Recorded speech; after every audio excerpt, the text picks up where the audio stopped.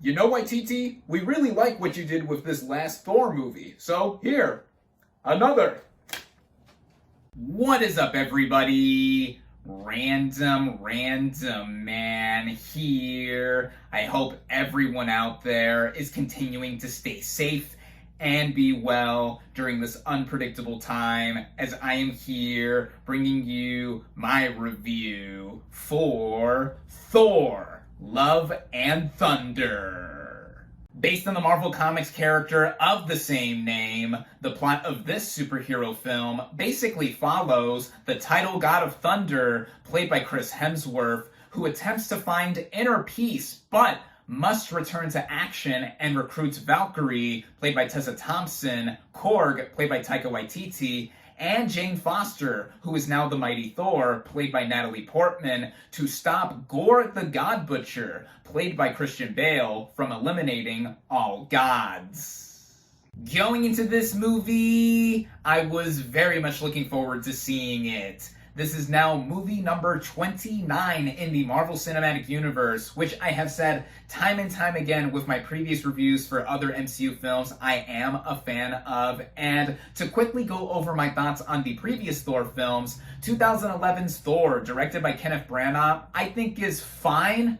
I was never really that into the Thor character from the Marvel Comics prior to any of the movies, and I thought that as an introduction for the character, it got the job done. Then we got 2013's Thor: The Dark World, directed by Alan Taylor, and I think that is a worse movie compared to the first one, as it tried playing up the title darker tone, which I thought made the movie more bland and boring in the end. I think that the first two Thor movies are among the lower tier of the MCU film slate. Then we got yet another director change with 2017's Thor: Ragnarok, directed by Taika Waititi, and I think this film did wonders for the character. Not only did it make me fall in love with the character, but it also became one of my favorites in the entire MCU slate. In my top 10 for sure. I think that the balance of comedy and style that Waititi infused with this film, and also just being an all-around fun experience, was so refreshing to see for this character being revamped. After finding success with that film, Waititi would have further success with doing 2019's Jojo Rabbit, for which he won the Academy Award for Best Adapted Screenplay before going on to do this fourth Thor movie, which is interesting to note because Thor is now the first MCU character to have more than 3 solo outings, as we've had trilogies for other characters such as Iron Man, then we also got the trilogy for Captain America, and then most recently last year, Spider-Man just got his 3rd solo MCU film and just became the most successful film released throughout this still permeating pandemic. So seeing Thor getting a 4th solo outing would not have been my first thought to have occurred even after the success of Thor: Ragnarok. But in any sense, I was so game to see Thor return for another solo outing, with Waititi coming back to direct, and he is also a co-writer on this film. Luckily for me, I was able to head out and see this thing at the first public screening in theaters where it is only currently available. Starting out with the cast and their performances, we have Chris Hemsworth returning once again as the title god of thunder, Thor, Odin's son. He has now played this character for more than a decade in the MCU, also popping up outside of his solo outings. Thor has become his signature role, and I think that here, given all of the weight that he has to grasp with in what has happened between Ragnarok and Love and Thunder, this shows a lot more of what Hemsworth is capable of in terms of his dramatic range, but he is not above doing comedy like what was infused with in Ragnarok and also the rest of the MCU that he has popped up in. He has been last seen with the Guardians of the Galaxy here, which they're always great to see. They're my personal favorite team in all of the MCU, but he has to part ways with them because he is dealing with a new villain here, Gore the God Butcher, played by Christian Bale. Now, Christian Bale is personally one of my favorite actors period. And if you want to talk about range for him specifically, he gains and loses weight like there is no tomorrow, but he is also an accomplished actor in his own right. So here, playing a villainous role after we saw him play Batman for an entire trilogy was an interesting change of pace, to say the least. And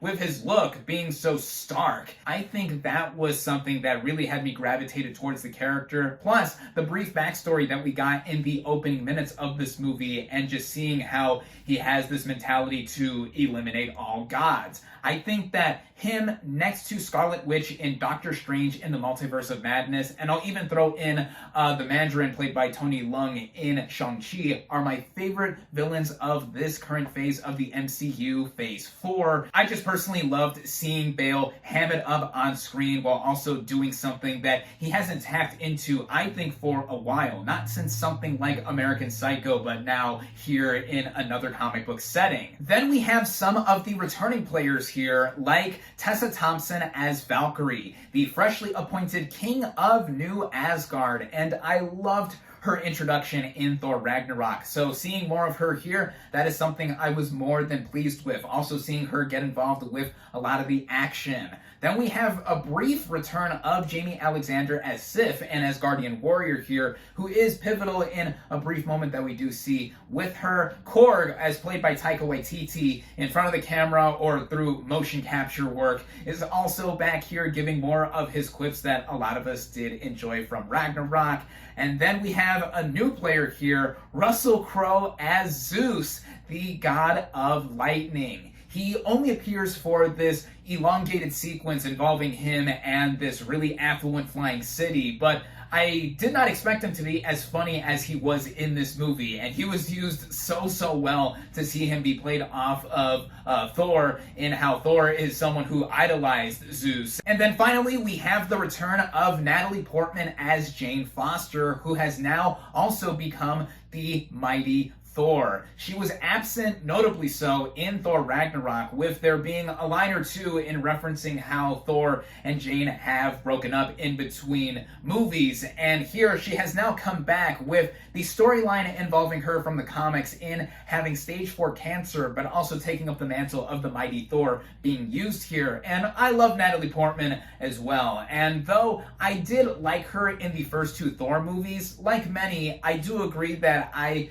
really didn't by the chemistry she had with Chris Hemsworth in those films. But here, some way, somehow, I thought that there was more of a spark and click between both of them together in being this couple, or this ex-couple now being back together in the context of Foster dying every time she takes up the powers of Thor. Her human form gets weaker and her cancer worsens. And seeing Portman also literally level up to be in more of the action here, fighting alongside our other heroes here. What is not to like? And really, what is not to like about this core cast, with everyone here doing more than a mighty job, like the mighty Thor herself. But particular shout outs I do want to give are to Hemsworth, Bale, and Portman. And now getting into the writing of this film, with Taika Waititi co-writing it with Jennifer Kaylan Robinson. What is done here is set up seeing Thor after the events of Avengers Endgame, actually, in him having teamed up with the Guardians of the Galaxy, and then now with this huge threat of Gore the God Butcher wanting to take out all gods, it's up to him and some other of his main allies to want to stop this. It's a simple framing of a narrative when one gets down to it. There are even moments here and there where Waititi's Korg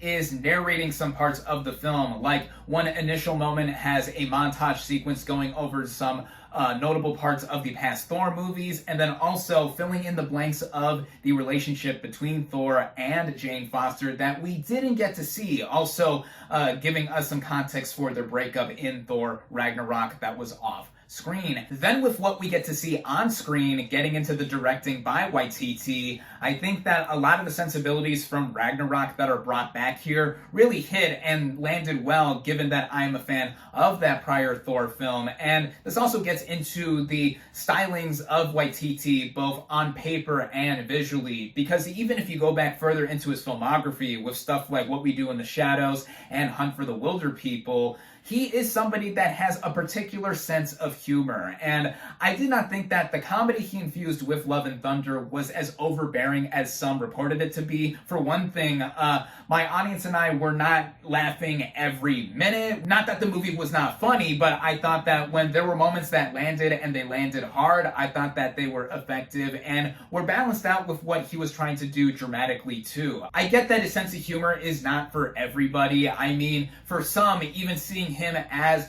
a talent in front of the camera or through voice acting, like more recently in films such as Free Guy and Lightyear, he is someone who can be seen as doing a little too much to make his presence known, even though he's already a wacky personality. But here I think that with how he is pulled back a little bit in terms of both being Korg and also behind the camera, it works in being more of the same that Ragnarok was shown off in him being the force behind that movie, and then also the narrative going forward in how I was just energetically entertained watching it all throughout. And this gets into some of the technical elements of this film, which also includes the action sequences. The way it is all helmed here, it's very CGI and VFX heavy, which is not unexpected given how Thor travels through space often, goes through different planets and settings all the time. But here I think that a lot of the same pop and flair that was done in Ragnarok is brought back here. And there's this one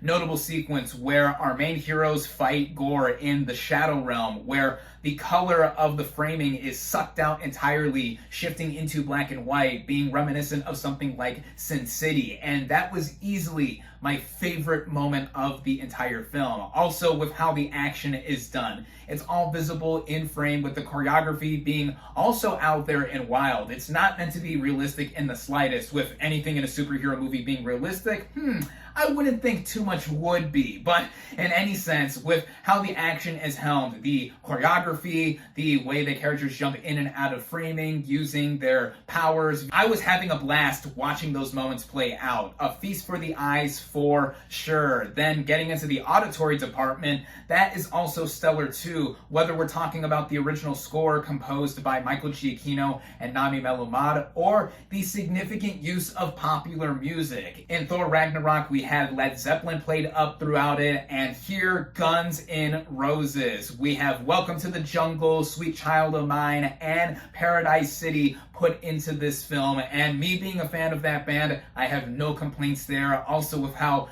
Sweet Child of Mine has been used throughout the marketing campaign of this movie. It's so fitting given the overall tone and feel of this movie. The way the movie felt too, speaking of that, and how it ran and was all paced together at just about 2 hours. I really felt the movie fly by, just like how Mjolnir or Stormbreaker would fly into the air going into either one of the Thor's hands. Now, I will say that even with how the movie runs at its efficient rate of 2 hours, there are some moments here and there that I felt that could have been fleshed out more. Not that they were completely rushed, but with how it has been since revealed that there were characters that have been cut out from this movie, like the ones previously portrayed by Jeff Goldblum and Peter Dinklage in Thor Ragnarok and Avengers Infinity War respectively. Also, a character played by Lena Headey was completely cut out. One could see that this movie really did just cut to the chase in almost every waking moment that it had in going through and showing off some of the action or some particular story beats. And I mentioned earlier that we got a brief backstory with Gore the God Butcher, and some could say that they would have wanted to see more than just a basic motivation to want to kill every god out there.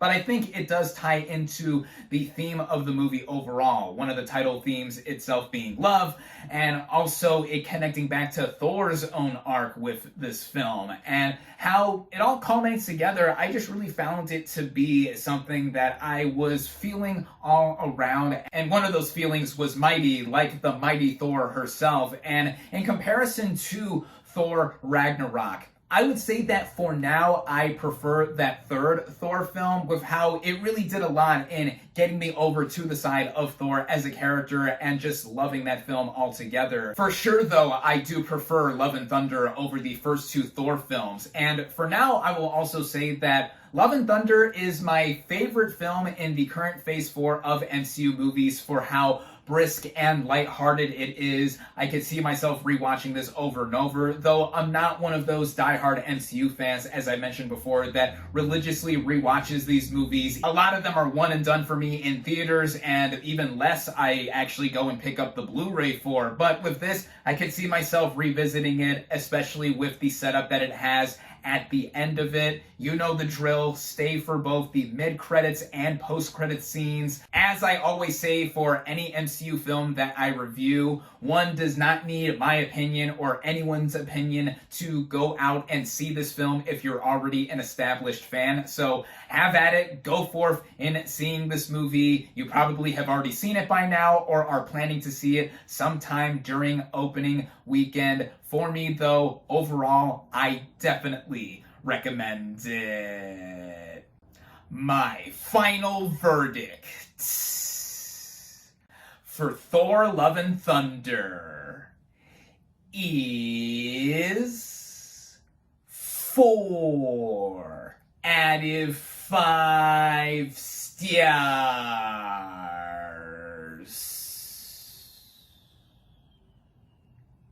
Thank you all, as always, for watching. Be sure to like this video, comment on what you thought of Thor: Love and Thunder, social media links in the description, subscribe to my channel for more, and I'll catch you on the next movie review.